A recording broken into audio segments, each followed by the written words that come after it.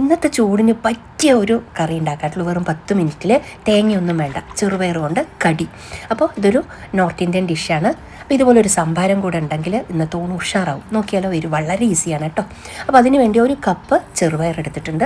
ഇത് നന്നായി കഴുകി കുറച്ച് മഞ്ഞൾപ്പൊടി കൂടി ഇട്ടിട്ട് നമുക്കിത് കുക്കറിൽ വേവിക്കാൻ വയ്ക്കാം. ഞാനിത് കുതിരാൻ ഇട്ടിട്ടുണ്ടായിരുന്നില്ല. ചെറുപയർ കുതിരേണ്ട ആവശ്യമില്ല, ഇല്ലാണ്ട് തന്നെ 3-4 വിസിലിൽ വെന്തോളും. അപ്പോൾ നമുക്കത് കുക്കറിലിടാം. കുറച്ച് മഞ്ഞൾപ്പൊടി കൂടി ഇടാം കേട്ടോ. ഉപ്പിട്ടിട്ടില്ല, മഞ്ഞൾപ്പൊടി മാത്രം ഇട്ടിട്ട് നമുക്കിത് വേവിക്കാൻ വയ്ക്കാം. അപ്പോൾ ഈ കടി നോർത്ത് ഇന്ത്യയിലെ എല്ലാ ആൾക്കാരും ഉപയോഗിക്കുന്നതാണ്. ചൂട് കാലത്ത് പ്രത്യേകിച്ച് രാജസ്ഥാനിൽ നിന്നാണ് ഈ കടിയുടെ ഉത്ഭവം എന്നാണ് പറയണത്. അപ്പോൾ നോക്കൂ, ചെടികളൊക്കെ വാടി നിൽക്കുക. അവിടെയൊക്കെ ഭയങ്കര ചൂടാണിപ്പോൾ. അപ്പോൾ നമുക്കതിന് വേണ്ടിയിട്ടുള്ള കടിക്ക് വേണ്ടിയിട്ടുള്ള മോര് കൂടി റെഡിയാക്കി എടുക്കണം കേട്ടോ. അപ്പോൾ തേങ്ങയല്ല നമ്മൾ ഉപയോഗിക്കുക, അതിൽ ഒരു ചെറിയ 2 സ്പൂൺ കടലമാവാണ് കേട്ടോ ഉപയോഗിക്കുക. തിക്നെസ് കൊടുക്കാനാണ്, ടേസ്റ്റും നല്ലതായിരിക്കും. അപ്പോൾ നമുക്ക് ഈ തൈരൊന്ന് നന്നായിട്ട് കടഞ്ഞു വെക്കണം, മോരാക്കി എടുക്കണം, കട്ടയില്ലാണ്ട് കേട്ടോ. മിക്സിയിലൊന്ന് അടിച്ചാലും മതി.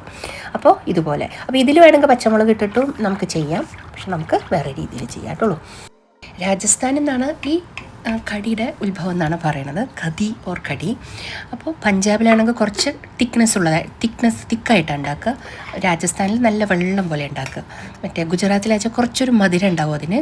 പിന്നെ നമ്മളുടെ മഹാരാഷ്ട്രയെന്ന് വെച്ചാൽ പുളിച്ച മോരുണ്ട് അവരുണ്ടാക്കുക. പുളിച്ച മോരിൽ, കുറച്ച് പുളിയുള്ള മോരിൽ ഇതുപോലെ ഉണ്ടാക്കിയിട്ട് അതിലവർ മറ്റേ ബജ്ജിയിൽ, ഉള്ളി ബജ്ജിയോ പാലൊക്കെ ഇട്ടിട്ടുള്ള ബജ്ജിയൊക്കെ ഇട്ടിട്ട് അങ്ങനെ കഴിക്കുക. അത് കഴിക്കാൻ നല്ല ടേസ്റ്റാണ് കേട്ടോ. അപ്പോൾ നോർത്തിലെല്ലാവരും ഈ കടി നോർമലായിട്ട് ഉപയോഗിക്കും.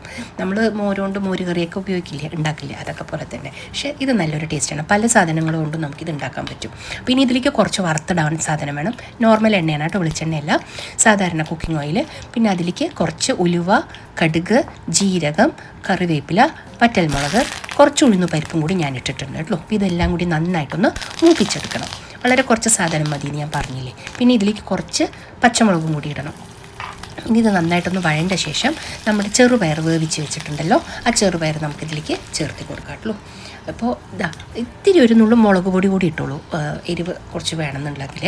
അപ്പോൾ കുറച്ച് മുളക് പൊടി കൂടി ഇട്ടിട്ട് നമ്മൾ വേവിച്ച് വെച്ച ചെറുപയറും കൂടി അതിലേക്ക് ചേർത്ത് കൊടുക്കണം കേട്ടോ. എന്നിട്ട് ഇതൊരു 3-4 മിനിറ്റ് ഒന്ന് വഴറ്റിയാൽ മതി. ഇത് ഓൾറെഡി വെന്തതാണല്ലോ നമ്മുടെ ചെറുപയറൊക്കെ. അപ്പോൾ ഇനി അധികം ഇത് ചെയ്യേണ്ട ആവശ്യമില്ല. ഈ കറി പെട്ടെന്നാവും കേട്ടോ. അപ്പോൾ ഇതുപോലെ ഒന്ന് നമുക്ക് ഇളക്കി കൊടുക്കണം.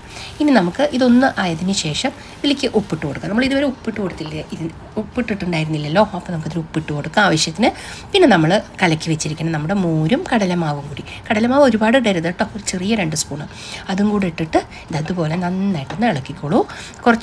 കുറേശ്ശായിട്ടാണ് ഞാൻ ഒഴിച്ചു കൊടുത്തത്, ഒഴിക്കേണ്ട. പിന്നെ ഇത് ഒഴിച്ചതിന് ശേഷം നമ്മുടെയൊക്കെ കറികൾ പോലെ തന്നെ ഒന്ന് തിളപൊട്ടി വന്നാൽ മതി കേട്ടോ. അവിടെയും ഇവിടെയൊക്കെ ഒന്ന് തിളപൊട്ടി വന്നാൽ മതി, അധികം തിളപ്പിക്കണ്ട. അപ്പോൾ ഇതുപോലെ ഒന്ന് തിളപൊട്ടി വന്നു കഴിഞ്ഞാൽ നമുക്കിത് ഓഫ് ചെയ്ത് വെക്കാം. പിന്നെ നമ്മുടെ ചട്ടിയിലായ കാരണം അതിരുന്ന് പിന്നെ ഒന്ന് തിളയ്ക്കില്ലോ. അപ്പോൾ നമുക്കത് കറക്റ്റായിട്ട് മതിയാവും. അപ്പം ഞാൻ അതിൻ്റെ ഇടയിൽ കൂടെ 1 ഗ്ലാസ് സംഭാരം കൂടി ഉണ്ടാക്കി കേട്ടോ. കുറച്ച് ഉപ്പും മുളക് പൊടിയും ഉപ്പും പച്ചമുളകും കറിവേപ്പിലയും മാത്രമേ ഇട്ടിട്ടുള്ളൂ അതിൽ. നമ്മൾ സാധാരണ സംഭാരം ഉപ്പിട്ടിട്ട്. അപ്പോൾ നമ്മുടെ കറി റെഡി ആയിട്ടുണ്ട്. ഇനി നമുക്കൊരു ബൗളിലേക്ക് ഇത് വിളമ്പിയെടുക്കാം. അപ്പം ഞാൻ അതിൻ്റെ പുറത്ത് കുറച്ച് കട്ട തൈര് ഇങ്ങനെ ഒഴിച്ച് 2 കറിവേപ്പിലയും കൂടി വെച്ച് സെറ്റ് ചെയ്തതാണ് കേട്ടോ.